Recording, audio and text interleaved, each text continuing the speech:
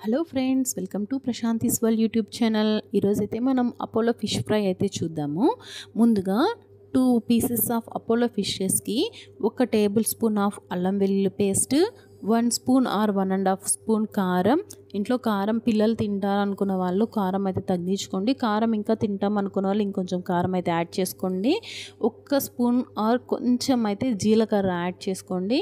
జీలకర్ర వేసుకున్న తర్వాత next 2 table spoons of cornflour add చేయండి. కార్న్‌ఫ్లవర్ వేస్తే ఏమవుతుందంటే మనకు పీస్ అనేది తిన్నప్పుడు క్రంచీగా వస్తుంది. కాబట్టి కార్న్‌ఫ్లవర్ యాడ్ చేసుకోండి. నెక్స్ట్ కొద్దిగా నిమ్మరసం పిండుకోండి. నిమ్మరసం వేస్తే ఏమవుతుందంటే మసాలా అంతా బాగా పట్టుతుంది పీస్‌కు.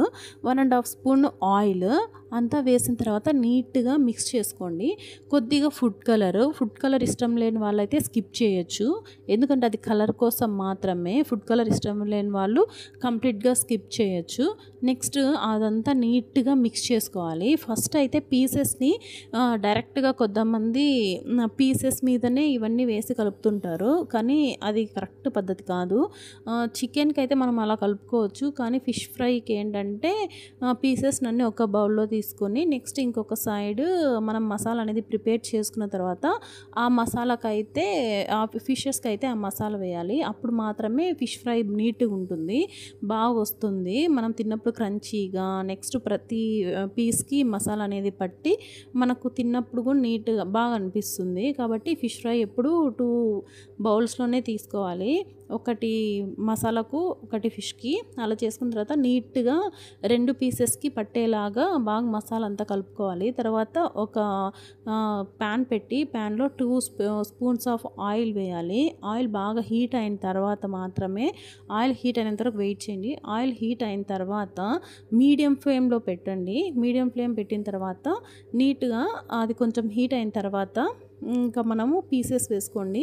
1 బై 1 అన్న మనం ఫ్రై చేయొచ్చు, లేదంటే 2 అయినా వేసుకొని ఫ్రై చేయొచ్చు. ఒకటి బాగా ఫ్రై అయింది, ఒక సైడ్ ఫ్రై అయింది అన్నప్పుడు మాత్రమే నెక్స్ట్ సైడ్ టర్న్ చేయండి. వెంటనే అయితే మనం ఫ్లిప్ చేయకూడదు. చేస్తే ఏమవుతుందంటే ప్యాన్కి అంటుకుంటుంది. ఓకేనా? ఒక సైడ్ బాగా కాలింది, ఇప్పుడు టర్న్ చేయొచ్చు అనేటప్పుడు మనకు తెలుస్తుంది. కొంచెం రెడ్గా అనిపించిన తర్వాత చూడండి ఇలా వస్తుంది. అప్పుడు మనం ఏం చేయాలంటే నెక్స్ట్ సైడ్కి మనం ఫ్లిప్ చేసుకోవాలి. నెక్స్ట్ సైడ్కి తిప్పుకోవాలి.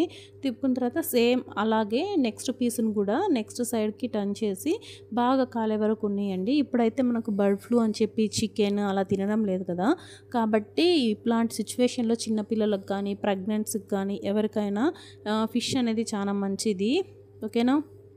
పిల్లలకైతే చాలా మంచిది.